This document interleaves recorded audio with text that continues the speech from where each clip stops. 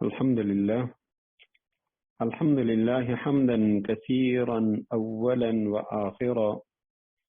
والصلاة والسلام على حبيبه دائما وسرمدا. أما بعد، فأعوذ بالله من الشيطان الرجيم. بسم الله الرحمن الرحيم. لقد سمع الله قول الذين قالوا إن الله فقير ونحن أغنياء، سنكتب ما قالوا وقتلهم الأنبياء بغير حق ونقول ذوقوا عذاب الحريق، ذلك بما قدمت أيديكم وأن الله ليس بظلام للعبيد. صدق الله العظيم. اللهم صل على محمد النبي الأمي وعلى آله وأصحابه وبارك وسلم. رب اشرح لي صدري ويسر لي أمري واحلل عقدة من لساني يفقه قولي. رب زدني علما. اللهم أرنا الحق حقا وارزقنا اتباعه وأرنا الباطل باطلا وارزقنا اجتنابه. سورہ آل عمران 19واں رکوع ہے، آیت نمبر 181.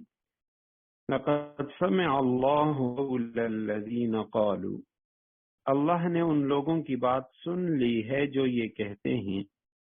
ان اللہ فقیر ونحن اغنیاء، معاذ اللہ، اللہ فقیر ہے اور ہم مالدار ہیں. سنکتب ما قالوا، ہم ان کی یہ بات بھی ان کے عمل نامے میں لکھے لیتے ہیں. وقتلہم الانبیاء بغیر حق، اور انہوں نے انبیاء کو جو ناحق قتل کیا ہے اس کو بھی. وَنَقُولُ ذُوقُوا عَذَابَ الْحَرِيقِ، اور پھر کہیں گے کہ دہکتی آگ کا مزہ چکو. لَقَدْ سَمِعَ اللَّهُ، یقیناً تحقیق، قد کا لفظ یہ جب بھی ماضی پر آتا ہے تو یہ یقین کا معنی، پختگی کا معنی دیتا ہے. یقیناً اللہ نے سن لی. قول بات کو کہا جاتا ہے، قال یقول سے مصدر ہے. الذین، ان لوگوں کی بات یقیناً اللہ نے سن لی. قالو، جنہوں نے کہا، ان اللہ فقیر، کہ اللہ فقیر ہے، محتاج ہے. ونحن اغنیاء، ونحن، اور ہم اغنیاء، غنی کی جمع ہے مالدار، ہم مالدار ہیں اور خوشحال ہیں. علیاذ باللہ، اللہ سبحانہ وتعالی فقیر ہے، محتاج ہے.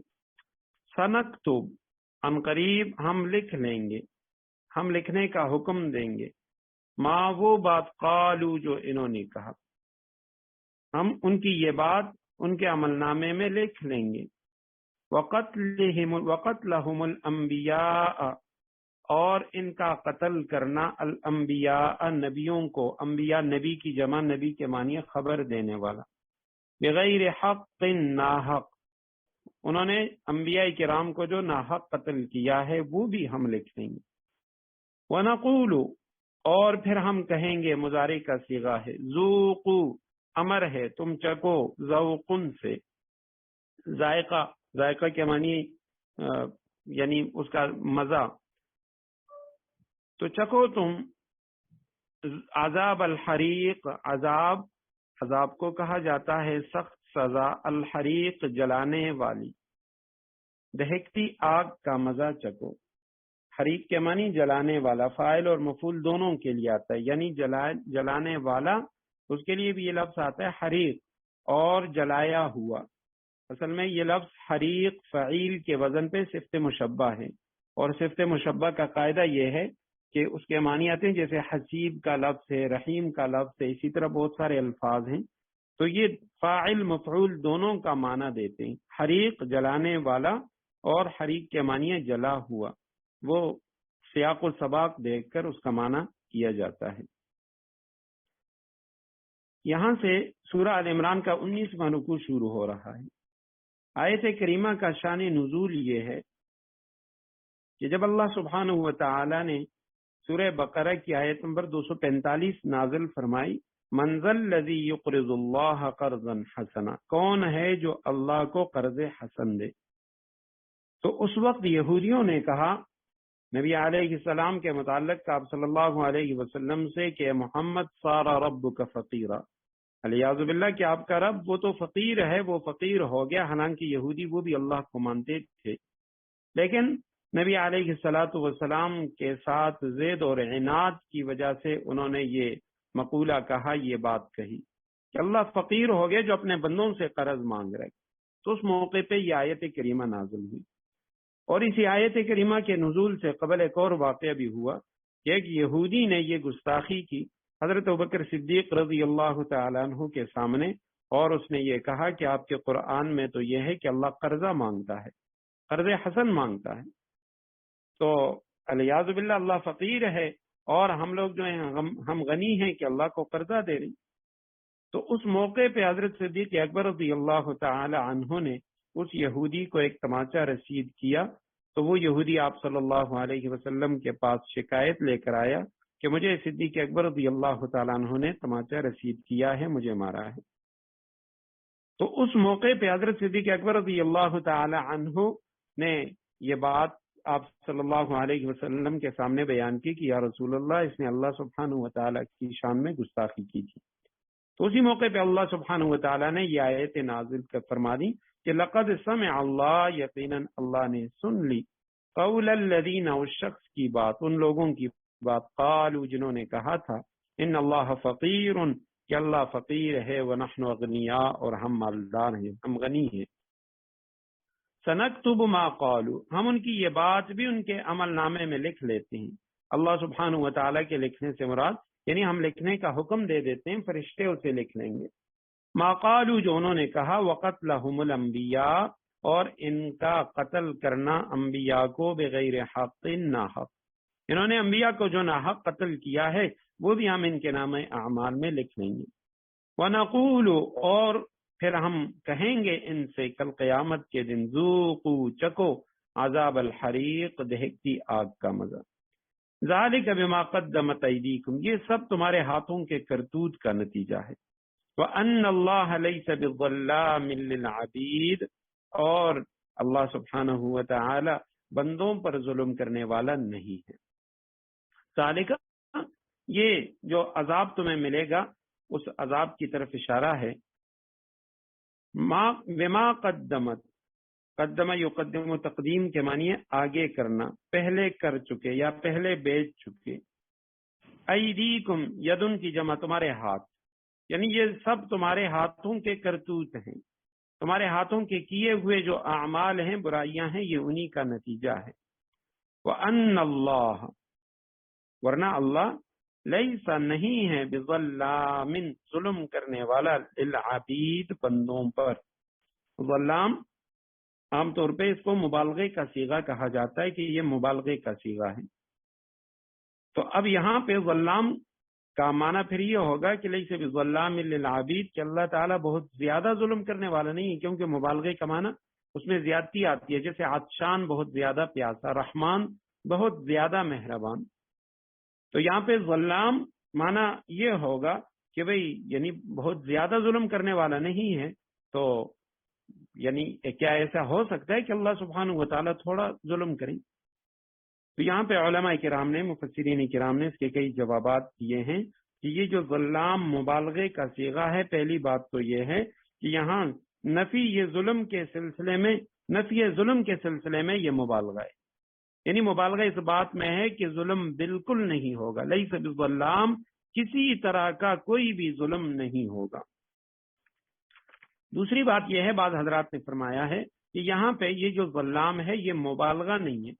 بلکہ اسی وزن پہ اس میں فاعل کے صیغے بھی آتے ہیں، جیسے عرب کہتے ہیں حمال، وزن اٹھانے والے کو حمال کہتے ہیں، تو یہ اس میں فاعل کا صیغہ ہے۔ حداد لوہار کو کہا جاتا ہے، اسی طرح تمار کھجوریں جمع کرنے والا، کھجوریں اٹھانے والا۔ تو یہ تینوں الفاظ، اسی طرح اور کئی الفاظ ہیں، یہ مبالغے کے نہیں ہیں، یہ اس میں فاعل ہیں۔ تو اسی طرح ظلام بھی اس میں فاعل ہے، لیس بالظلام، یعنی اللہ سبحانہ و تعالی ظلم کرنے والے نہیں ہیں۔ اور بعض حضرات نے یہ بھی جواب دیا ہے کہ کسی چیز کے اندر مبالغہ تب ہوتا ہے جب وہ نفس شے، وہ چیز اس کے اندر موجود ہو. کسی کے اندر رحم کا مادہ موجود ہے تو تب جا کے وہ بہت زیادہ رحم کرنے والا ہوتا ہے. سخاوت کا مادہ موجود ہے تب جا کر وہ بہت بڑا سخی بنتا ہے. لیکن کسی کے اندر سخاوت ہی نہ ہو، رحم ہی نہ ہو، ظلم ہی نہ ہو، تو اس کے لیے یہ لفظ مبالغے کے معنی میں پھر نہیں آتا، پھر نفس اس صفت کے معنی میں آتا ہے. تو چونکہ اللہ سبحانہ و تعالیٰ کی ذات سے ظلم وہ بعید ہے، اللہ سبحانہ و تعالیٰ کی طرف ظلم کی نسبت ہی درست نہیں ہے، وہ ظالم ہے ہی نہیں، تو لہذا ظلام یہاں یہ نفس ظلم کے معنی میں کہ اللہ سبحانہ و تعالیٰ کسی پہ کچھ بھی ظلم نہیں فرمائیں گے. عبید یہ عبدن سے تصغیر کا صیغہ ہے، بندوں پر اللہ سبحانہ و تعالیٰ بالکل ظلم نہیں فرمائیں گے. الذین قالوا ان اللہ عہد الینا، یہ وہ لوگ ہیں جو کہتے ہیں ان اللہ عہد الینا، اللہ نے ہم سے یہ وعدہ لیا ہے، اللہ نؤمن لرسول، کہ کسی پیغمبر پر اس وقت تک ایمان نہ لائیں، حتی یأتینا، یہاں تک کہ جب تک وہ ہمارے پاس نہ لائیں، بقربان، ایسی قربانی، تأکلہ النار، کہ جسے آگ کھا جائے. قل، تم کہو کہ قد جاءکم رسل من قبلی، مجھ سے پہلے تمہارے پاس بہت سے پیغمبر آئے، بالبینات، کھلی نشانیاں بھی لے کر آئے، وبالذی قلتم، اور وہ چیز بھی جس کے بارے میں تم نے مجھ سے کہا ہے، فلم قتلتموہم، پھر تم نے انہیں کیوں قتل کیا، ان کنتم صادقین، اگر تم واقعی سچے ہو. الذین، یہ وہ لوگ ہیں، انہی کی طرف اشارہ ہے جنہوں نے اللہ سبحانہ و تعالیٰ کے متعلق ایسی بات کہی کہ وہ فقیر ہیں. تو یہ وہ لوگ ہیں، قالوا، جنہوں نے کہا، ان اللہ، یقیناً اللہ نے، عہد الینا، عہدہ کے معنی ہے وعدہ لینا، پختہ میثاق لینا. الہ کا لفظ جب اس کے ساتھ آ جاتا ہے تو معنی ہوتا ہے پختہ میثاق لینا، وعدہ لینا. ان لوگوں نے کہا ہم سے اللہ نے یہ وعدہ لیا ہے، ان لا، اللہ اصل میں ہے ان اس بات کا، لا نؤمن، کہ ہم ایمان نہ لائیں، لرسول، کسی بھی رسول پر. یعنی یہ اپنی طرف سے انہوں نے ایک دعویٰ کیا کہ اللہ سبحانہ و تعالیٰ نے ہم سے یہ عہد لیا، وعدہ لیا، کسی رسول پر ایمان نہ لائیں، حتی، یہاں تک، یأتی، کہ وہ لے آئے نہ ہمارے پاس، یاتی لے آئے نہ ہمارے پاس، بقربان، قربانی، تأکلہ النار، جسے آگ کھا جائے، جس کو آگ کھائے. اصل میں یہ آگ کا لفظ عربی میں النار مؤنث ہوتا ہے، اس لیے تأکل واحد مؤنث کا صیغہ اس کے لیے آیا ہے. تأکل، کھائے اس کو، النار، ہو کی ضمیر قربان کی طرف راجع ہے، تو وہ جو قربانی اللہ کے راستے میں دیں گے تو اس کو آگ کھا جائے. قل، آپ کہہ دیجئے، قد جاءکم، یقیناً آئے تمہارے پاس، رسل من قبلی، مجھ سے پہلے رسول، کئی رسول، بالبینات، کھلی نشانیاں لے کر. بینہ اس دلیل کو کہا جاتا ہے جس کی مزید کوئی وضاحت کی ضرورت نہ ہو. جیسے معجزات ہوتے ہیں وہ کھلے دلائل ہوتے ہیں تو ان کو بینہ کہا جاتا ہے. وبالذی، اور وہ چیز بھی لے کر آئے، قل تم، جو تم نے کہا، جو تم نے مجھ سے مانگی ہے وہ چیز، یعنی ایسی قربانی بھی لے کر آئے کہ جس قربانی کو آگ کھا گئی. فلما، پس کیوں، قتلتموہم، تم نے انہیں قتل کیا، ان انبیاء کو تم نے کیوں قتل کیا، رسولوں کو کیوں قتل کیا، ان کنتم صادقین، اگر تم اپنی بات میں سچے ہو. یہودیوں کا ایک اور اعتراض کہ ماقبل کے جتنے انبیاء تھے، نبی علیہ السلام سے پہلے جو انبیاء آئے، تو ان کے ہاں قربانی کرنا، اللہ کے راستے میں مال دینا، اس کی جو صورت تھی وہ یہ تھی کہ وہ اپنی قربانی کا کوئی جانور یا اناج وہ کسی پہاڑ کی چوٹی پہ رکھ دیتے اور ایک آگ آتی اور آگ جو ہے وہ اس چیز کو بھسم کر دیتی، کھا جاتی. تو یہ نشانی ہوتی اس بات کی کہ اس بندے کا جو صدقہ ہے، اس کی جو قربانی ہے وہ قبول ہو گئی. تو یہ ماقبل کے انبیاء کرام، ان کی یہ سنت رہی، ان کی امتوں میں یہ ایک طریقہ رائج رہا. لیکن یہ بات انہوں نے اپنی طرف سے بیان کر لی کہ اللہ سبحانہ و تعالیٰ نے ہم سے عہد لی. ایسا کوئی وعدہ نہیں تھا، صرف یہ بات تھی کہ ماقبل کے انبیاء کرام کے طریقوں میں سے یہ طریقہ موجود تھا. حضرت الیاس علیہ السلام، ان کے متعلق آتا ہے کہ انہوں نے بال کے جو پجاری تھے ان کو چیلنج کیا کہ میں مجمع عام میں ایک بیل وہ میں اللہ کے نام پہ قربانی کرتا ہوں، تو آپ بھی آ جائیں اور ہم دیکھ لیں گے کہ کیا وہ جو بیل ہے وہ اللہ سبحانہ و تعالیٰ اس کی قربانی کو قبول فرماتے ہیں یا نہیں. تو جب انہوں نے اسے قربانی کیا تو ایک آگ آئی اور اس آگ نے، غیبی آگ نے اس قربانی کو کھا لیا، مگر ان لوگوں نے پھر بھی حضرت الیاس علیہ السلام کو ماننے سے انکار کیا اور ان کے قتل کے در پہ ہوئے، جس کی وجہ سے انہوں نے وہ علاقہ چھوڑ دیا۔ تو نبی علیہ السلام کے سامنے بھی انہوں نے یہی بات کہی کہ جی ہم تو آپ کو ماننے کے لیے تیار ہو جاتے، آپ کے پاس بہت سارے دلائل ہیں اللہ سبحانہ و تعالیٰ کی وحدانیت اور اس کے رسول ہونے کے، لیکن اللہ نے ہم یہودیوں سے یہ وعدہ لیا تھا کہ ہم کسی بھی رسول پر اس وقت کی ایمان نہیں لا سکتے جب تک وہ اس طرح کی قربانی لے کر نہ آئے جس قربانی کو آگ کھا جائے۔ سب سے پہلی جو قربانی کی تھی حضرت حابیل اور قابیل نے، تو حابیل وہ حضرت آدم علیہ السلام کے بیٹے جن کی قربانی قبول ہوئی، قابیل وہ بیٹا جس کی قربانی قبول نہ ہوئی اور اس نے اپنے بھائی حابیل کو قتل کیا تھا۔ تو حابیل کی جو قربانی قبول ہوئی تھی وہ اس کے جانوروں میں سے ایک اچھا جانور تھا دبلا، تو اس جانور کی انہوں نے قربانی کی، ایک فربا جانور کی، تو ایک غیبی آگ نے اس جانور کو کھا لیا تھا۔ تو نبی علیہ السلام کو اللہ سبحانہ و تعالیٰ فرماتے ہیں اب کہہ دیجئے قد جاءکم رسل من قبلی، مجھ سے پہلے تو بہت سارے رسول آئے اور وہ واضح نشانیاں بھی لے کر آئے، جو معجزہ تم مانگ رہے ہو یہ قربانی والا وہ بھی لے کے آئے حضرت موسیٰ علیہ السلام کے بعد اور مجھ سے پہلے، فلما قتلتموہم، تو تم یہودیوں نے ان رسولوں کو کیوں قتل کیا، ان کنتم صادقین، اگر تم اپنے دعوے میں سچے ہو کہ اللہ نے ہم سے یہ وعدہ لیا اور جو رسول بھی اس طرح کی قربانی لے کر آئے گا ہم اسے مان لیں گے۔ تو آپ لوگوں نے تو ان انبیاء کو، رسولوں کو بھی نہ مانا، ان کے قتل کے در پہ ہوئے۔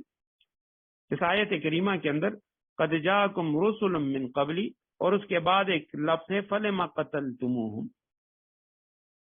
آج کل یعنی کچھ ایسے حضرات، کچھ پرانے مفسرین کرام انہوں نے بھی اس بات کو لکھا ہے، جبکہ جدید کئی جو حضرات مفسرین ہیں تو وہ، اور خصوصاً ان میں وہ طبقہ یعنی جو روایتی علماء سے ہٹ کر ہیں، یونیورسٹی اور کالجز کے جو اساتذہ ہیں، پروفیسر، ڈاکٹر، تو انہوں نے قرآن کریم کی کچھ آیات سے یہ دلیل لی ہے اور یہ ایک موقف اختیار کیا ہے کہ انبیاء کرام علیہم الصلوات و تسلیمات جو ہیں وہ تو قتل ہو سکتے ہیں، لیکن جو رسول ہیں وہ رسول قتل نہیں ہو سکتے، یعنی کوئی بھی رسول قتل نہیں ہوا اور نہ ہی رسول کو کوئی قتل کر سکتا ہے۔ اس پہ قرآن کریم کی کئی آیات ان سے انہوں نے دلیلیں پکڑی ہیں، خصوصاً حضرت عیسیٰ علیہ السلام کا جو واقعہ ہے جس میں بار بار فرمایا گیا کہ ان لوگوں نے کہا کہ ہم نے حضرت عیسیٰ علیہ السلام کو قتل کیا، تو اللہ سبحانہ و تعالیٰ نے فرمایا وما قتلوہ وما صلبوہ ولکن شبہ لہم، نہ انہوں نے قتل کیا اور نہ انہوں نے سولی پہ چڑھایا حضرت عیسیٰ علیہ السلام کو، لیکن وہ جو لوگ ہیں وہ ایک غلط فہمی کے اندر مبتلا ہو گئے تھے۔ تو اسی طرح قرآن کریم کی کچھ اور آیات جن کے اندر وضاحت کے ساتھ یہ لفظ تو نہیں ہے کہ ہم رسول قتل نہیں ہو سکتے، لیکن انا لننصر رسولنا، یعنی ہم اپنے رسولوں کی مدد کرتے ہیں، تو اس طرح کی آیات سے وہ دلیل پکڑتے ہیں کہ کوئی بھی رسول نہ قتل ہوا اور نہ رسول قتل ہو سکتا ہے۔ یہودیوں نے جو قتل کیا وہ انبیاء کرام کو، حضرت زکریا علیہ السلام، یحییٰ علیہ السلام، یہ انبیاء تھے اور وہ قتل ہوئے، جبکہ اس کے مقابل میں جو ہمارے پرانے حضرات مفسرین کرام ہیں اور جن کا نظریہ یہ ہے کہ بھئی رسول بھی قتل ہوئے ہیں اور انبیاء بھی قتل ہوئے ہیں،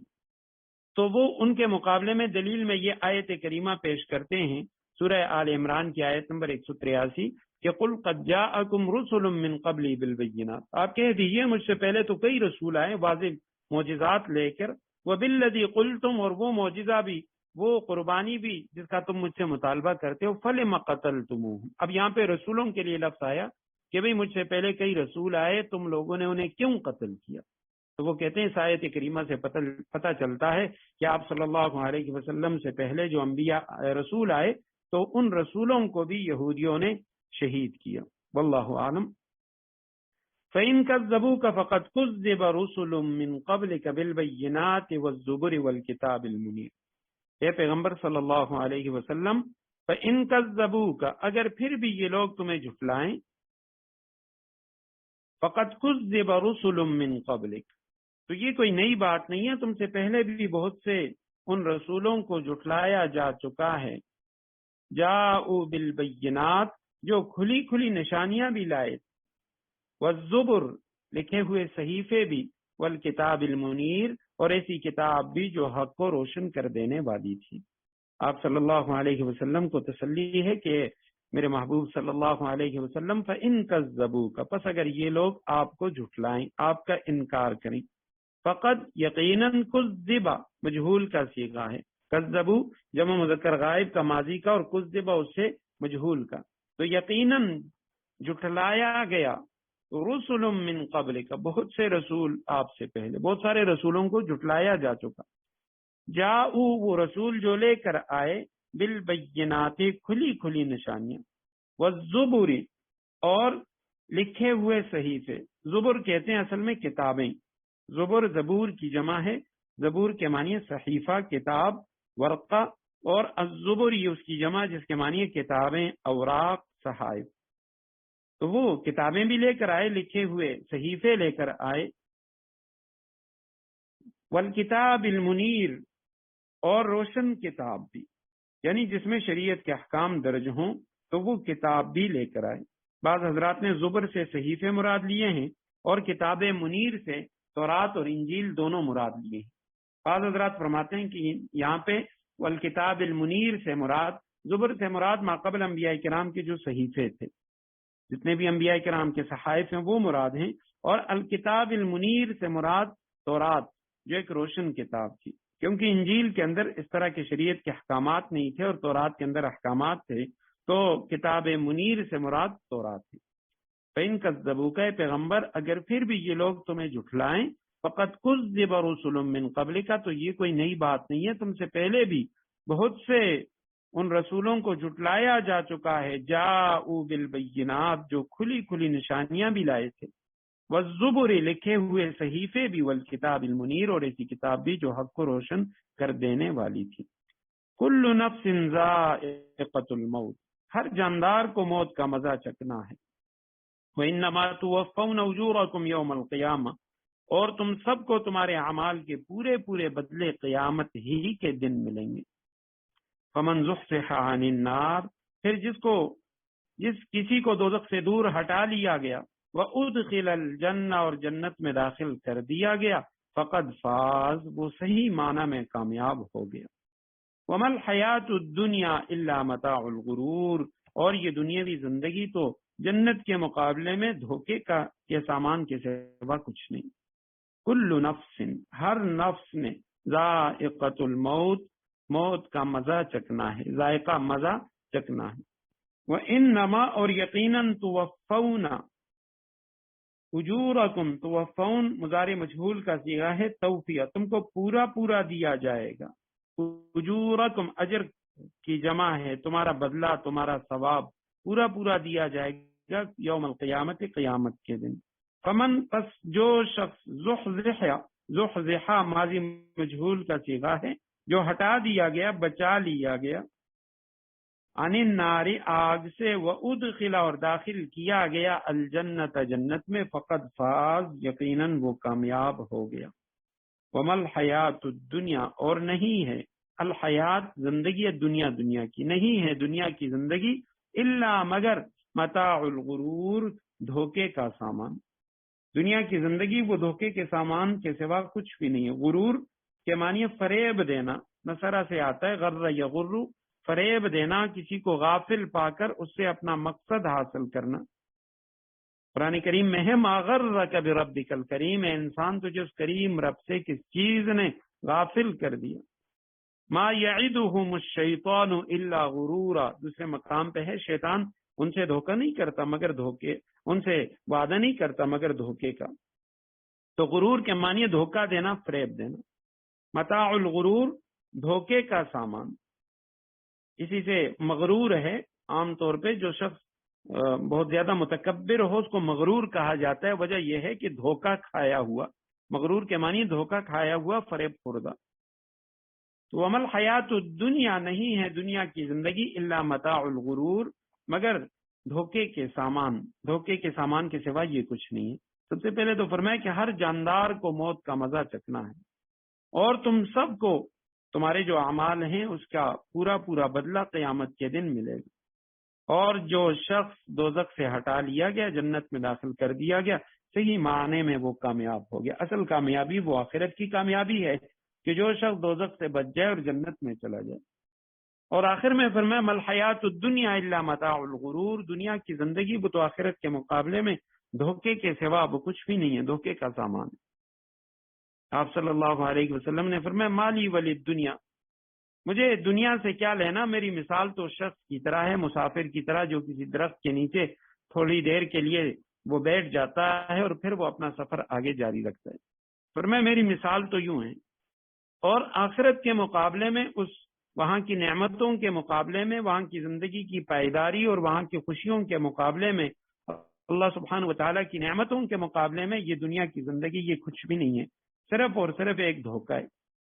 حضرت حسن رضی اللہ تعالیٰ عنہ کے متعلق آتا ہے کہ ایک دن راستے پہ جا رہے تھے، جب وہ امیر المومنین تھے، مسلمانوں کے حکمران تھے، تو کسی کافر نے دیکھا کہ جو مسلمانوں کا حکمران جا رہا ہے، تو انہوں نے سوال کیا کہ جی ہم نے تو آپ صلی اللہ علیہ وسلم کی یہ حدیث سنی ہے کہ دنیا وہ مومن کے لیے قید خانہ ہے، اور الدنیا سجن المؤمن و جنت الکافر، کافر کے لیے یہ جنت ہے اور مومن کے لیے یہ قید خانہ ہے، جبکہ میں دیکھ رہا ہوں میں ایک فقیر شخص ہوں، دنیا میرے لیے قید خانے کی طرح ہے، اور تم مسلمان ہونے کے باوجود تمہارے لیے تو یہ دنیا بھی جنت ہے کہ تم بادشاہ ہو۔ تو حضرت حسن رضی اللہ تعالیٰ عنہ انہوں نے عجیب جواب دیا، فرمایا میرے نانا نے سچ فرمایا، اور اس حدیث کا مطلب یہ ہے کہ آخرت میں اللہ سبحانہ وتعالیٰ نے میرے لیے جو نعمتیں رکھی ہیں، مسلمان کے لیے جو مقام اللہ سبحانہ وتعالیٰ نے بنایا ہے، اگر میں اپنی بادشاہت کا اس سے موازنہ کروں تو یہ مجھے یوں ہی محسوس ہوگا کہ میں یہاں دنیا میں قید خانے کے اندر تھا، جیل کے اندر تھا، وہاں ایسی عظیم نعمتیں ہوں گی۔ اور تمہارے لیے اللہ سبحانہ وتعالیٰ نے کفار کے لیے جو عذاب رکھے ہیں، جو سزائیں رکھی ہیں، دنیا کی یہ جو تمہاری زندگی ہے، افلاس فقر و فاقہ، یہ مسائب پریشانیاں، اگر تم ان کو ان کے ساتھ موازنہ کرو تو تمہیں محسوس ہوگا کہ تم ان عذاب کے مقابلے میں دنیا میں اپنے آپ کو جنت میں محسوس کرو گے۔ لَتُبْلَوُنَّ فِي أَمْوَالِكُمْ وَأَنفُسِكُمْ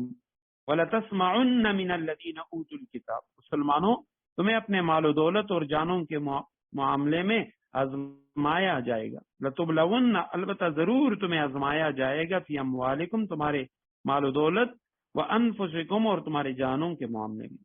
وَلَتَسْمَعُنَّ،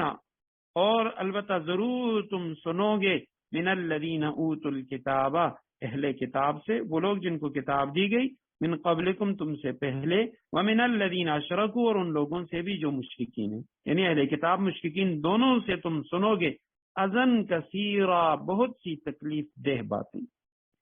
وَإِن تَصْبِرُوا وَتَتَّقُوا، اگر تم نے صبر و تقوی سے کام لیا، فَإِنَّ ذَلِكَ مِنْ عَزْمِ الْأُمُورِ، یقیناً یہی کام بڑی ہمت کے ہیں جو تمہیں اختیار کرنے ہیں۔ لَتُبْلَوُنَّ، مضارع مجہول کا صیغہ ہے، شروع میں لام تاکید، آخر میں نون ثقیلہ ہے، اور یہ تاکید کا معنی دیتا ہے کہ ضرور ضرور تمہیں آزمایا جائے گا۔ بلا سے ہے، با لامیہ اس کا مادہ ہے، بلا ان، اس کے معنی ہے یعنی آزمانا۔ اصل میں یہ لفظ عربی کے اندر دو طرح کے لفظوں سے آتا ہے، یعنی دو ابواب سے آتا ہے۔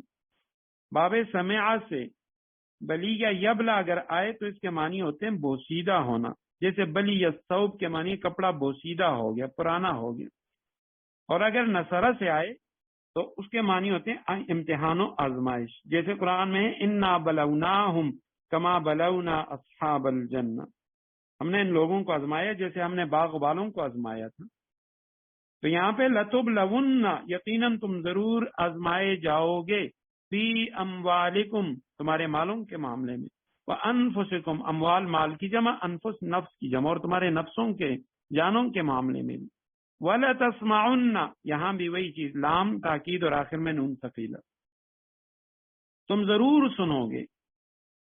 من الذین، ان لوگوں سے، اوتوا الکتاب، جن کو کتاب دی گئی، بار بار یہ آتا ہے اوتوا الکتاب، جن لوگوں کو کتاب دی گئی،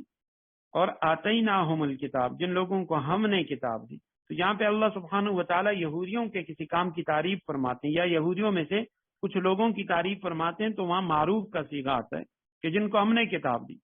اور جہاں پہ ان کی کسی بری خصلت کا تذکرہ آتا ہے تو وہاں پہ اوت الکتاب آتا ہے. اب یہاں ان کی برائی کا ذکر ہو رہا ہے کہ ضرور تم سنو گے ان لوگوں سے جن کو کتاب دی گئی من قبلکم تم سے پہلے یہودیوں سے, ومن الذین اور ان لوگوں سے بھی تم سنو گے اشرکو جو مشرک ہیں جنہوں نے شرک کیا. اذن کثیرا, اذا کہتے ہیں ضرر کو, تکلیف کو جو کسی جاندار سے کسی شخص کو پہنچے. کثیرن بہت زیادہ. وَإِن تَصْبِرُوا اگر تم صبر کرو, وَتَتَّقُوا اور پرہیزگاری اختیار کرو, تقوی سے کام لو, فَإِنَّ ذَلِكَ مِنْ عَزْمِ الْأُمُورِ یقیناً یہی کام بڑی ہمت کے ہیں. عزم اور عزیمہ کسی کام کو حتمی قطعی طور پر کرنے کا ارادہ کرنا, یعنی مصمم ارادے کو کہا جاتا ہے عزم یا عزیمہ. تو اسی سے یہ لفظ ہے عزم الامور, یعنی وہ درست تدبیر کی جس کی درستگی کے متعلق کوئی شک نہ ہو. اور بعض حضرات نے یہ بھی کہا کہ عزم الامور سے مراد وہ کام جس کا کرنا تم پر لازم کر دیا گیا ہے, یعنی تم مسلمانوں کو ان کی جو تکالیف ہیں ان پر صبر ہی کرنا چاہیے اور تقوی سے کام لینا چاہیے. وَلَتَسْمَعُنَّ مِنَ الَّذِينَ أُوتُوا الْكِتَابَ,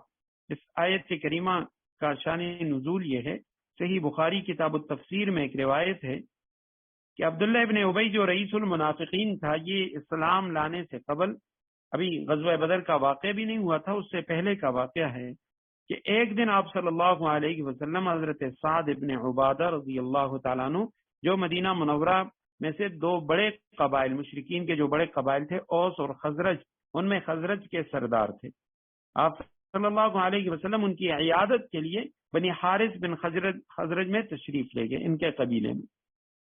تو راستے میں ایک مجلس میں مشرکین, یہودی, عبداللہ ابن ابی وغیرہ کچھ مسلمان وہ بیٹھے ہوئے تھے. تو آپ صلی اللہ علیہ وسلم کا جب ان پر گزر ہوا, آپ صلی اللہ علیہ وسلم کی سواری کی گرد پر ان لوگوں نے ناگواری کا اظہار کیا. پھر آپ صلی اللہ علیہ وسلم نے ان کو اسلام کی دعوت دی, تو اس میں عبداللہ ابن ابی جس نے ابھی تک اسلام قبول نہیں کیا تھا, اس نے آپ صلی اللہ علیہ وسلم کے متعلق گستاخانہ کلمات کہے. تو وہاں بعض مسلمان بھی موجود تھے, وہ مسلمان انہوں نے آپ صلی اللہ علیہ وسلم کی تعریف و تحسین فرمائی, یا رسول اللہ آپ اللہ کے سچے رسول ہیں, آپ کی دعوت سچی دعوت ہے. تو وہ عبداللہ ابن ابی کے مقابلے میں کھڑے ہو گئے. تو اب ان مسلمانوں اور یہودیوں اور عبداللہ ابن ابی ان کے درمیان قریب تھا کہ ان میں جھگڑا شروع ہو جائے. آپ صلی اللہ علیہ وسلم نے انہیں خاموش کیا, اور پھر آپ صلی اللہ علیہ وسلم حضرت سعد رضی اللہ تعالیٰ عنہ کے ہاں تشریف لے گئے. آپ صلی اللہ علیہ وسلم نے حضرت سعد ابن عبادہ رضی اللہ تعالیٰ عنہ کو ساری بات بتائی کہ راستے میں یوں ہوا. تو حضرت سعد رضی اللہ تعالیٰ عنہ نے جواب دیا کہ یا رسول اللہ, عبداللہ ابن ابی اس کو مدینہ والوں نے, مدینہ کے تمام قبائل نے مل کر اپنا سردار چن لیا تھا, اور ان کے لیے ایک سونے کا تاج وہ بنا لیا تھا, اور اس کی تاج پوشی قریب تھی کہ آپ صلی اللہ علیہ وسلم مدینہ منورہ تشریف لے آئے. تو جب آپ صلی اللہ علیہ وسلم یہاں تشریف لائے تو اس کی وہ سرداری کا جو حسین خواب تھا وہ ادھورا رہ گیا. تو یا رسول اللہ, اسے اس سرداری کا جو خواب ہے اور اس کے چکناچور ہونے کا صدمہ ہے, تو یا رسول اللہ اس وجہ سے یہ اس نے آپ کے سامنے یہ گستاخانہ کلمات کہے, آپ کے ساتھ گستاخی کی. یا رسول اللہ, آپ اللہ کے رسول ہیں, آپ درگزر فرمائیں.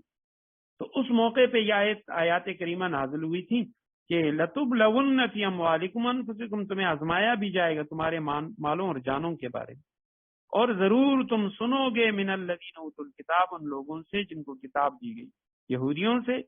من قبلکم تم سے پہلے جن کو کتاب دی گئی, اور من الذین اشرکوا, اور ان مشرکین سے بھی اذًا کثیرا, بہت زیادہ تکلیف دہ باتیں.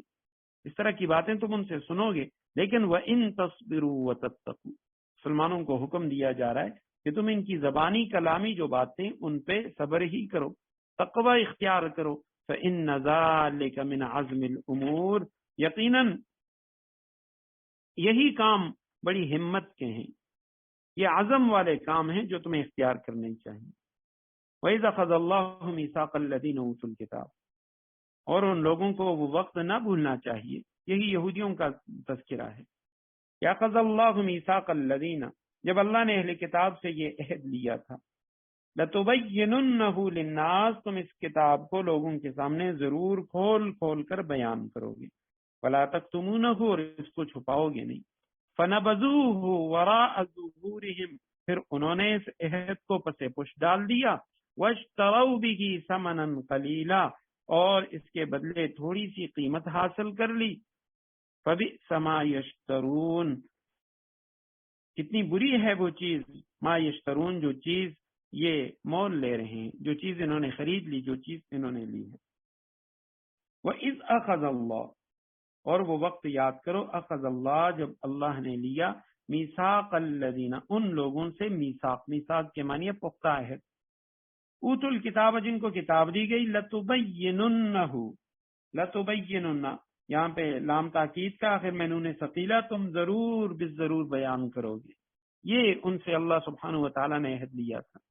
کہ تم ضرور بیان کرو گے۔ اس میثاق کا مضمون یہ ہے لَتُبَيِّنُنَّهُ لِلنَّاسِ، کہ تم لوگوں کے لیے اللہ سبحانہ و تعالیٰ کی جو وحدانیت ہے، اللہ کے رسولوں کی گواہی، یہ ضرور دو گے،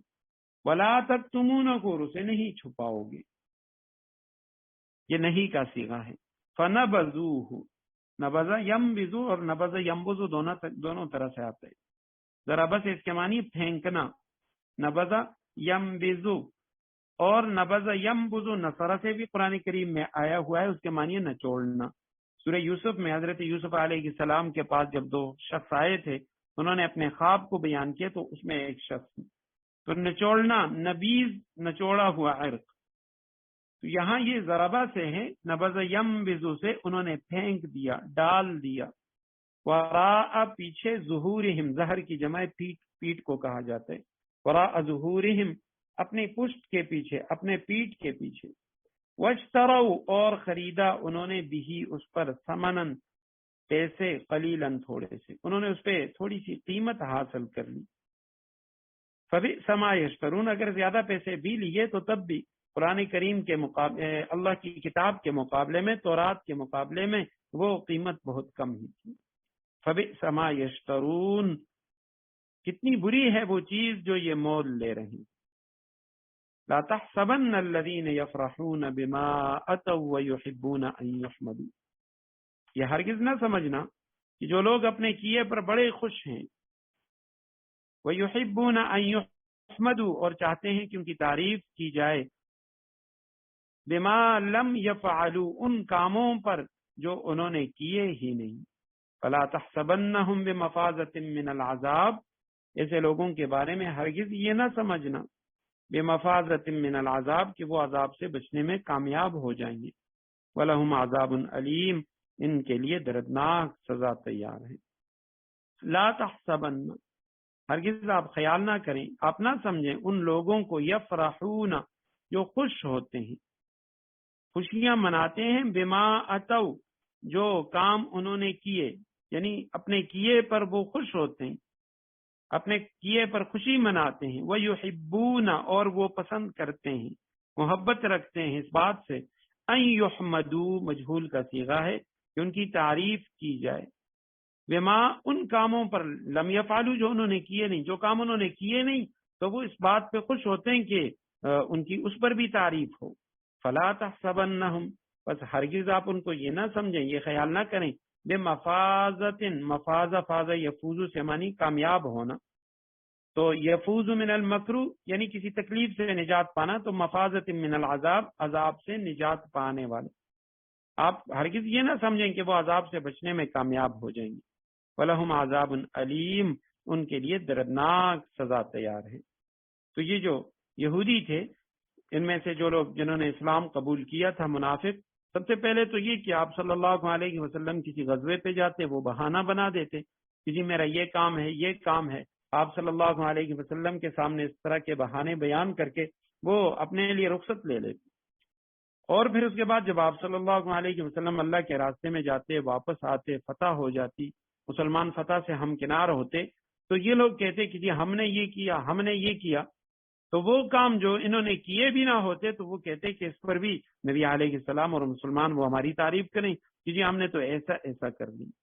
اللہ سبحانہ و تعالیٰ فرماتے ہیں ہرگز یہ نہ سمجھنا کہ یہ لوگ جو اپنے کام اپنے کیے پر بڑے خوش ہیں، کہ یہ پیچھے رہ گئے جہاد سے، اور جب یہ پیچھے رہ جاتے تو اس وقت یہ خوشیاں مناتے اور ایک دوسرے سے کہتے کہ جی شکر ہے ہم نہیں گئے، یہ لوگ چلے گئے وہاں میدان میں تو یہ شہید ہو جائیں گے، مارے جائیں گے، ہم نے تو اپنی جانوں کو بچا لی۔ اور یحبون ان یحمدوا، یہ چاہتے ہیں کہ ان کی تعریف کی جائے ان کاموں پر بما لا یفعلوا، جو انہوں نے بما لم یفعلوا، کہ جو انہوں نے کیے ہی نہیں، ایسے کام کی جو انہوں نے کیے بھی نہیں اس پر بھی یہ اپنی تعریف چاہتے ہیں۔ تو فلا تحسبنہم بمفازۃ من العذاب، ایسے لوگوں کے بارے میں ہرگز یہ نہ سمجھنا کہ وہ عذاب سے بچنے میں کامیاب ہو جائیں گے، ان کے لیے دردناک سزا تیار ہے۔ وَلِلَّهِ مُلْكُ السَّمَاوَاتِ وَالْأَرْضِ، آسمانوں اور زمین کی سلطنت صرف اللہ کی ہے۔ واللہ علی کل شیء قدیر، اللہ ہر چیز پر مکمل قدرت رکھتا ہے۔ اللہ ہی کے لیے ہے ملک السماوات والارض، جو کچھ آسمانوں میں ہے، جو کچھ زمین میں ہے۔ سماوات سما کی جمع، ارض زمین کی کئی بار یہ لفظ گزر چکے ہیں، اور اللہ سبحانہ و تعالی ہر چیز پر مکمل قدرت رکھتا ہے۔ ان فی خلق السماوات والارض واختلاف اللیل والنہار لآیات لأولی الالباب، بے شک آسمانوں اور زمین کی تخلیق میں، واختلاف اللیل والنہار، رات دن کے باری باری آنے جانے میں، لآیات لأولی الالباب، ان عقل والوں کے لیے بڑی نشانیاں ہیں۔ ان فی خلق السماوات، بے شک آسمانوں کی پیدائش، آسمانوں کی تخلیق میں، والارض اور زمین کی تخلیق میں، آسمانوں اور زمین کی تخلیق میں، واختلاف اللیل والنہار، رات اور دن کے آنے جانے میں، باری باری آنے جانے میں، آیات لأولی الالباب، نشانیاں ہیں عقل والوں کے لیے۔ سورہ آل عمران کا آخری رکوع ہے، رکوع نمبر 20، یہاں سے اس کا آغاز ہو رہا ہے، اور ان آیات کا شان نزول یہ ہے۔ حضرت مفتی شفیع رحمہ اللہ نے معارف القرآن میں محدث ابن حبان، جن کی کتاب ہی کا نام ابن حبان ہے، اور اسی طرح محدث ابن عساکر جن کی تاریخ ہے، تاریخ دمشق، تو اس میں انہوں نے حضرت عطا بن ابی رباح سے نقل کیا ہے۔ حضرت عطا بن ابی رباح رحمہ اللہ وہ فرماتے ہیں کہ حضرت عائشہ رضی اللہ تعالیٰ عنہ کے پاس ایک مرتبہ میں چلا گیا، اور میں نے ان سے کہا کہ رسول اللہ صلی اللہ علیہ وسلم کے حالات میں جو سب سے زیادہ عجیب چیز آپ نے دیکھی ہو وہ مجھے بتلائیے۔ حضرت عائشہ رضی اللہ تعالیٰ عنہ نے فرمایا آپ صلی اللہ علیہ وسلم کی کس شان کو پوچھتے ہو، ان کی تو ہر شان عجیب ہی تھی۔ ہاں ایک واقعہ ہے جو سب سے زیادہ عجیب ہے، وہ میں سناتی ہوں۔ تو پھر حضرت عائشہ رضی اللہ تعالیٰ عنہ نے فرمایا کہ ایک رات آپ صلی اللہ علیہ وسلم میرے حجرے میں تشریف لائے، اور پھر آپ صلی اللہ علیہ وسلم لحاف میں داخل ہو گئے، اور پھر فرمایا کہ عائشہ مجھے اجازت دو کہ میں اپنے پروردگار کی عبادت کروں۔ آپ صلی اللہ علیہ وسلم بستر سے اٹھے، وضو فرمایا، نماز کے لیے کھڑے ہو گئے، اور قیام میں اس قدر روئے کہ آپ صلی اللہ علیہ وسلم کے آنسو مبارک وہ سینہ مبارک پر بہہ گئے۔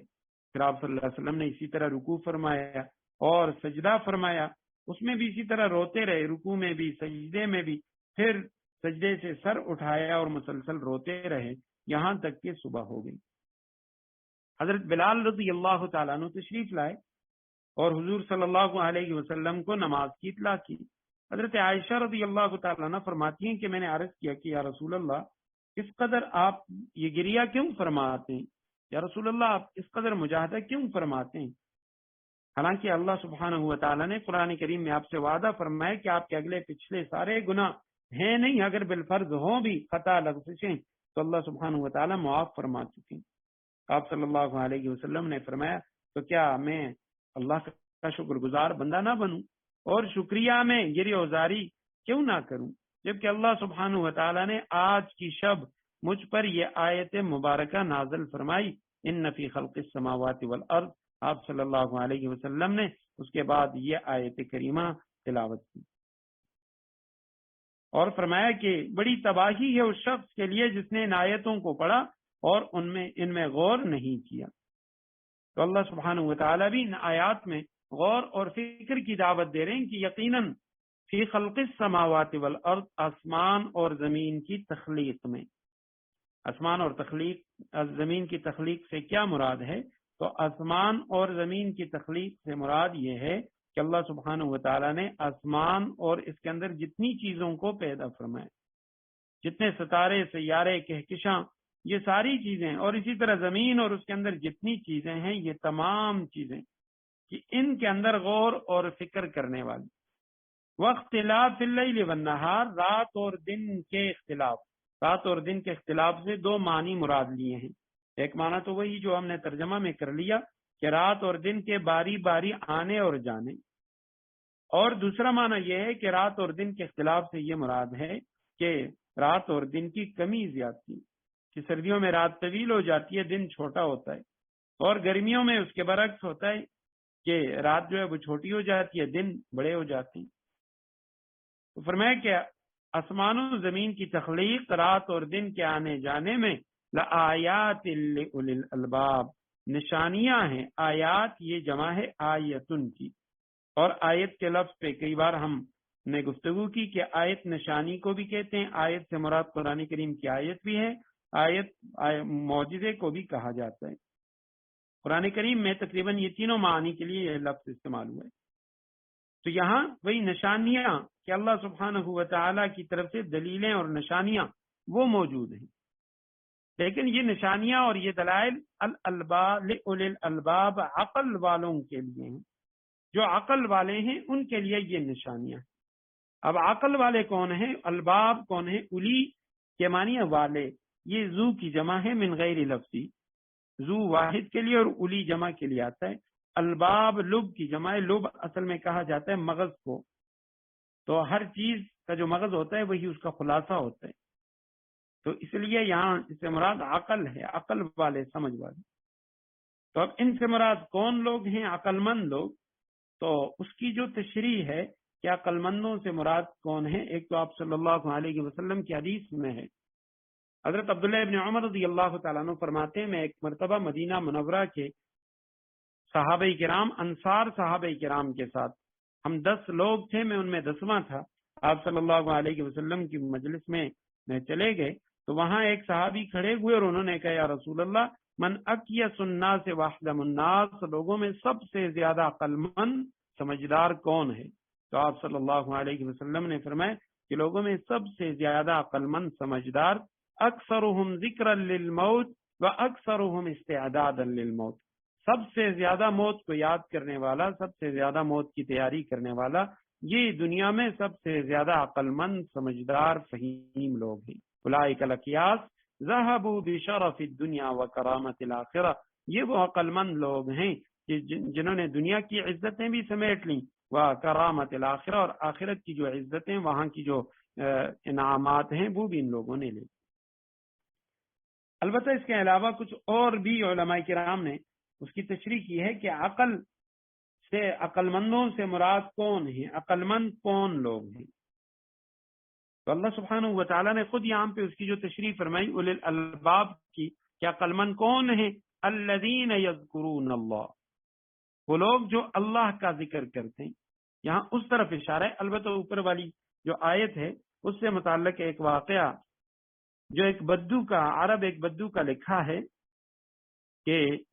کسی شخص نے اس سے پوچھا کہ یہ جو نشانیاں ہیں، اور ان آیات کے شان نزول کے متعلق ایک تو یہ واقعہ ہم نے پڑھ لیا ابن حبان اور ابن عساکر کی تاریخ کے حوالے سے. البتہ ایک اور روایت میں آتا ہے کہ مشرکین نے آپ صلی اللہ علیہ وسلم سے ایک مرتبہ عنادن یہ سوال کیا کہ آپ صفا پہاڑ کو سونے کا بنا دیں تو ہم آپ پر ایمان لے آئیں گے. تو اس وقت اللہ سبحانہ و تعالیٰ نے ان آیات کو نازل فرمائے، یقیناً آسمان اور زمین کی پیدائش میں، رات دن کے آنے جانے میں، اس میں عقل والوں کے لیے نشانیاں ہیں، مزید وہ کسی معجزے کے طلبگار نہیں ہوتے. اور آپ صلی اللہ علیہ وسلم ان آیات کو تہجد کے لیے جب اٹھتے تو آپ صلی اللہ علیہ وسلم یہ پورا رکوع یہاں سے آخر تک، ان فی خلق السماوات والارض سے آخر تک آپ صلی اللہ علیہ وسلم پڑھتے. اس کے بعد پھر آپ صلی اللہ علیہ وسلم وضو فرماتے اور پھر اس کے بعد تہجد کی نماز ادا کرتے. تو جب اس بدو سے، عرب دیہاتی سے کسی نے پوچھا کہ بھئی آپ نے اپنے رب کو کیسے پہچان لیا، اللہ سبحانہ و تعالیٰ کی معرفت، پہچان آپ کو کیسے حاصل ہو گئی، کیسے تو نے پہچانا کہ میرا رب اللہ ہے اور وہ واحد لا شریک ہے؟ تو اس بدو نے بڑا عجیب جواب دیا. اس نے کہا البعرۃ تدل علی البعیر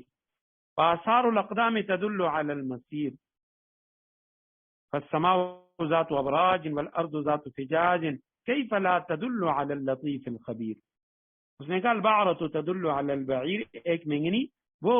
اس جانور پہ دلالت کرتی ہے. بکری کی مینگنی ہے تو پتہ چل جاتا ہے کہ مینگنی دیکھ کے اندازہ ہو جاتا ہے کہ یہاں پہ کوئی بکری آئی. اور آثار الاقدام میں تدل علی المسیر، کسی انسان کے پاؤں کے جو نشان ہیں، اس کے جو قدم کے نشانات ہیں، اس سے پتہ چل جاتا ہے کہ اس راستے پہ کوئی انسان گزرا ہے. اس نے کہا اگر ایک مینگنی وہ بکری پر یا اونٹنی پر اس پہ دلالت کرتی ہے اور انسان کے پاؤں کے نشانات وہ انسان کو بتاتے ہیں، فالسماء ذات ابراج، یہ برجوں والا آسمان، والارض ذات فجاج، یہ تہبت زمین، والبحار ذات امواج، اور یہ موجیں مارتا سمندر، کیف لا تدل علی اللطیف الخبیر، کیسے دلالت نہیں کرتا کہ وہ خبیر باریک بین ذات جو ہے وہ موجود ہے. تو عقل والوں کے لیے ان میں بھی نشانیاں ہیں. اور اللہ سبحانہ و تعالیٰ فرماتے ہیں عقل والے وہ ہیں الذین یذکرون اللہ قیاما وقعودا وعلی جنوبہم، جو لوگ اٹھتے بیٹھتے اور لیٹے ہوئے ہر حال میں اللہ کو یاد کرتے ہیں. وَيَتَفَكَّرُونَ فِي خَلْقِ السَّمَاوَاتِ وَالْأَرْضِ، آسمانوں اور زمین کی تخلیق پر غور کرتے ہیں. ربنا ما خلقتا، اور انہیں دیکھ کر بول اٹھتے ہیں کہ اے ہمارے پروردگار، ما خلقت ھذا باطلا، آپ نے یہ سب کچھ بے مقصد پیدا نہیں کیا، باطل پیدا نہیں کیا. سبحانک فقنا عذاب النار، اے ہمارے پروردگار آپ ایسے فضول کام سے پاک ہیں کہ آپ کوئی فضول کام کریں. فقنا عذاب النار، پس ہمیں دوزخ کے عذاب سے بچا لیجیے. الذین، وہ لوگ ہیں، یذکرون، جو یاد کرتے ہیں اللہ کو، قیامن مصدر ہے، قیام کی حالت میں، کھڑے ہونے کی حالت میں، قعودن یہ جمع ہے قاعد کی، بیٹھے ہوئے، وعلی جنوبہم،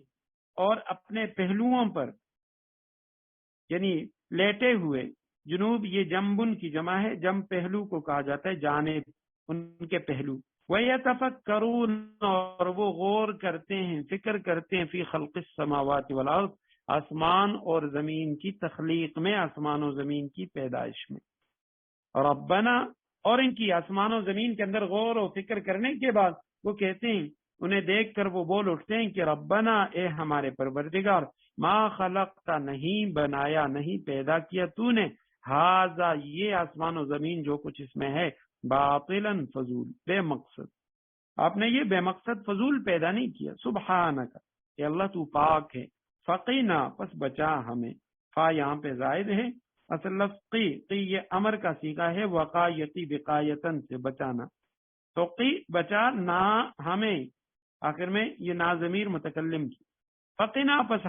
ہمیں بچا، عذاب النار، دوزخ کے عذاب سے. اے اللہ ہمیں دوزخ کے آگ کے عذاب سے بچا.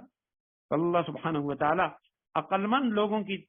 صفات بیان کرتے ہیں کہ عقل مند لوگ کون ہیں. الذین یذکرون اللہ قیاما وقعودا، وہ لوگ ہیں جو اللہ کا ذکر کرتے ہیں ہر حال میں، اللہ سبحانہ و تعالیٰ کو یاد کرتے ہیں ہر حال کے اندر، کبھی اس سے غافل نہیں ہوتے. آسمان و زمین، اس کی جو مخلوقات ہیں، اس کی پیدائش میں غور و فکر کا جو نتیجہ ہے، یہ عقل کے نزدیک اللہ تعالیٰ کی معرفت اور اللہ سبحانہ و تعالیٰ کی طاعت کی طرف آنے کا سب سے بڑا ذریعہ ہے. اور جو شخص اس سے غافل ہے وہ عقل مند کہلانے کا مستحق نہیں ہے. یذکرون اللہ قیاما وقعودا وعلی جنوبہم.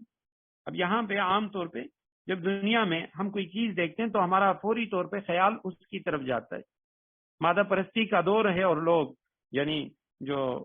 سائنسی علوم ہیں ان سے بہت زیادہ متاثر ہو جاتے ہیں کہ جی سائنس نے اتنی ترقی کر لی، یہ کر لیا، یہ کر لیا. حضرت مفتی شفیع رحمہ اللہ انہوں نے ایک عام سی مثال لکھی سمجھانے کے لیے. فرماتے ہیں اگر ایک جنگل کا رہنے والا جاہل انسان وہ اگر کبھی کسی ریلوے اسٹیشن پر چلا جائے اور وہاں دیکھے کہ اتنی بڑی ریل ہے اور وہ سواریاں اس کے اندر بیٹھی ہوئی، آگے ایک شخص سرخ جھنڈی لیے ہوئے، اگر وہ سرخ جھنڈی اسے دکھا دیتا ہے تو وہ ریل رک جاتی ہے اور سبز کے دکھانے سے وہ چلنے لگتی ہے. تو وہ جاہل اگر یہ دیکھ لے گا تو وہ یہی کہے گا کہ یہ سرخ اور سبز جھنڈی جو ہے یہ بڑے پاور اور طاقت کی نشانی ہے. اس کے اندر بڑی طاقت ہے، اتنی بڑی جو ریل ہے، ٹرین ہے، تو اسے یہ ایک جھنڈی روک دیتی ہے۔ تو اگر اس کے آگے کوئی اس سے زیادہ سمجھدار شخص ہے، اگر اس کو دیکھا جائے تو وہ کہے گا نہیں بھائی، یہ تو جھنڈی کا کمال نہیں ہے، یہ جو کمال اور طاقت ہے یہ انجن کے اندر جو بیٹھا ہوا شخص ہے وہ اس کو روک لیتا ہے، کمال اس کا ہے۔ اب کوئی اس سے آگے زیادہ عقل مند تو وہ یہی کہے گا کہ نہیں بھائی، یہ کمال اس کا بھی نہیں ہے، یہ جو انجن ہے اور یہ سارا کمال یہ جو انجن ہے اس کی طاقت کا ہے، اور اس کے جو کل پرزے ہیں یہ اس کے ہے۔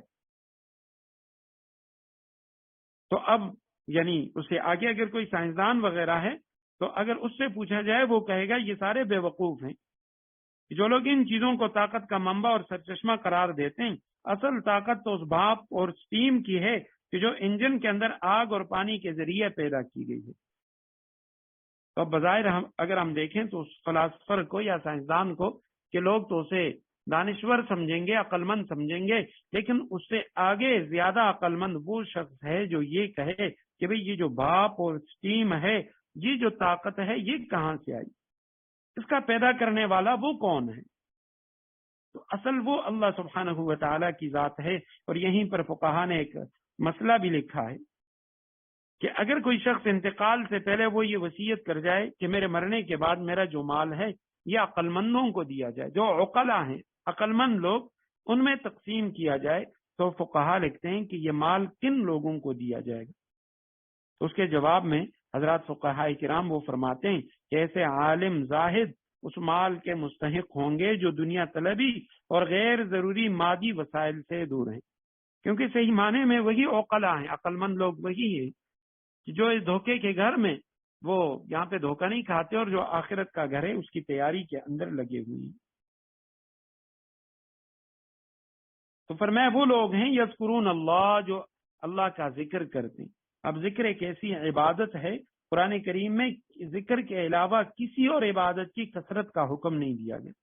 صرف ذکر کے بارے میں فرمایا کہ کثرت سے اللہ کا ذکر کیا کرو۔ اس کی کئی وجوہات ہیں۔ ایک وجہ یہ ہے کہ ذکر کے سوا سب عبادات کے لیے کچھ شرائط ہیں، قواعد ہیں، جن کے بغیر وہ عبادت ادا نہیں ہوتی۔ مثلا قرآن کی تلاوت ہے، اگر دیکھ کے کر رہے باوضو ہونا، طواف کعبہ ہے اس کے لیے پاک ہونا، باوضو ہونا، نماز کے لیے باوضو ہونا، پاک ہونا، یہ ساری اس کے لیے شرائط ہیں، وقت کا ہونا، قبلہ رخ ہونا۔ لیکن بخلاف ذکر کے کہ اس کو انسان کھڑے بیٹھے لیٹے ہوئے باوضو بے وضو ہر حال میں، یہاں تک کہ اگر جنابت کی حالت میں ہے تو اس حال کے اندر بھی ذکر کی اجازت ہے کہ وہ ذکر کر سکتا ہے۔ تو اس لیے اس کی کثرت کا حکم ہے کہ اللہ سبحانہ و تعالیٰ کو کثرت سے یاد کیا کرے۔ اور اسی کے ساتھ دوسری جو چیز ہے، یتفکرون فی خلق السماوات والارض، ایک تو زبانی ذکر ہے، زبان کے ساتھ وہ لگا ہوا اللہ سبحانہ و تعالیٰ کو یاد کر رہا ہے، تو اس کو یذکرون اللہ قیاما وقعودا وعلی جنوبہم سے تعبیر کیا گیا۔ اور دوسرا دل کا ذکر، یتفکرون فی خلق السماوات والارض، تفکر، غور و فکر، اللہ سبحانہ و تعالیٰ کی جو قدرت کے دلائل ہیں ان کے اندر غور و فکر کرنا۔ اور علماء نے لکھا کہ اللہ سبحانہ و تعالیٰ کی ذات، اس کا تو آپ صرف ذکر کر سکتے ہیں، فکر نہیں کر سکتے۔ اللہ سبحانہ و تعالیٰ کے متعلق یعنی غور و فکر نہیں کر سکتے، کیونکہ یہ ایک مشہور مقولہ ہے کہ تفکروا فی آیات اللہ ولا تتفکروا فی اللہ، اللہ کی جو نشانیاں ہیں، پیدا کی ہوئی چیزیں ہیں، ان میں غور و فکر کرو، مگر خود اللہ تعالیٰ کی ذات و صفات میں غور و فکر نہ کرو، کیونکہ اللہ سبحانہ و تعالیٰ کی ذات وہاں تک تمہاری رسائی نہیں ہے، وہ تمہاری رسائی سے بالاتر ہے۔ آفتاب، سورج کی روشنی، اس میں ہر چیز کو دیکھا جا سکتا ہے، اس میں ہر چیز کو ہم دیکھ لیتے ہیں، لیکن اگر کوئی شخص یہ کہے کہ میں خود آفتاب کو دیکھنا چاہتا ہوں، اگر اس کی طرف دیکھے گا تو اسے کچھ بھی نظر نہیں آئے گا، اس کی آنکھیں خیرہ ہو جائیں گی۔ تو یہی مثال اللہ سبحانہ و تعالیٰ کی ذات کا ہے کہ وہ ایسے واضح، ایسے روشن ہیں کہ اللہ سبحانہ و تعالیٰ کی قدرت کے دلائل سے پتہ چلتا ہے وہ ذات موجود ہے، لیکن اس ذات کے اندر غور و فکر کرنے سے روکا گیا۔ مولانا روم رحمہ اللہ، ان کا شعر ہے، دور بینان بارگاہ الز غیر عظیم پہ نبرد ان کے حس۔ فرمایا اللہ سبحانہ و تعالیٰ کی ذات و صفات الہیہ کی جو حقیقت کا ادراک وہ انسان کی عقل سے بالا تر ہے، اس میں غور و فکر اور تدبر و فکر بجز حیرانی کے کوئی نتیجہ نہیں رکھتا کہ کوئی شخص اس میں غور و فکر کرے گا تو وہ حیران و پریشان ہی ہوگا۔ لہٰذا غور و فکر وہ اللہ سبحانہ و تعالیٰ کی نشانیوں میں، اور البتہ ذکر وہ اللہ سبحانہ و تعالیٰ کی ذات کا۔ بارک اللہ لی ولکم فی القرآن العظیم ونفعنی وإیاکم بالآیات والذکر الحکیم، وآخر دعوانا ان الحمد للہ رب العالمین۔